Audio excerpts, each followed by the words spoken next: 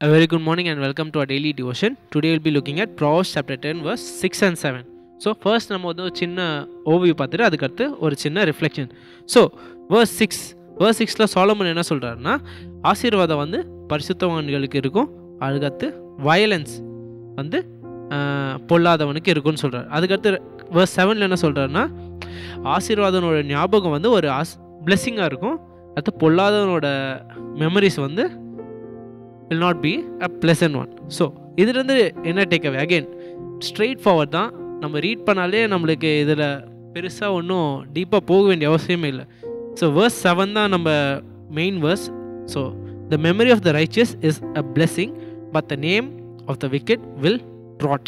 So என்னது, very simple.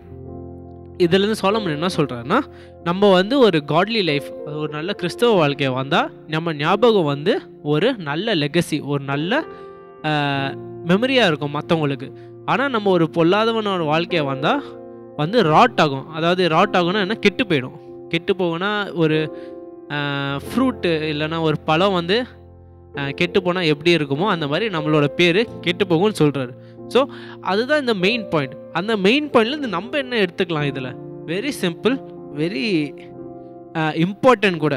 So நம்ம வந்து எப்படி வாழ்க்கையை நம்ம வாழணும்னா இது மூலமாக அதை தான் இங்கே சாலமன் சொல்கிறார். அதாவது நம்ம வந்து ஒரு காட்லி லைஃப் வாழணும். ஏன்னா நம்ம வாழ்கிற அந்த காட்லி லைஃப் மூலமாக தான் எப்படி இருக்கணும்னா, நம்ம வந்து இயேசுவை வந்து ஒரு ரிஃப்ளெக்ட் பண்ண, ஒரு இமேஜ் ரிஃப்ளெக்ட் பண்ணுற மாதிரி, ஒரு கண்ணாடியில் வந்து ரிஃப்ளெக்ட் பண்ணுற மாதிரி we should reflect Christ image. அது மூலமாக, அதாவது நம்ம வாழ்க்கை மூலமாக என்ன பண்ணணும்னா, மற்றவங்க வந்து ஆண்டவரையே they should thank God and they should also remember God. அதாவது த்ரூ அ லைஃப் நம்மளோட வாழ்க்கை மூலமாக மற்றவங்க வந்து they should remember Christ.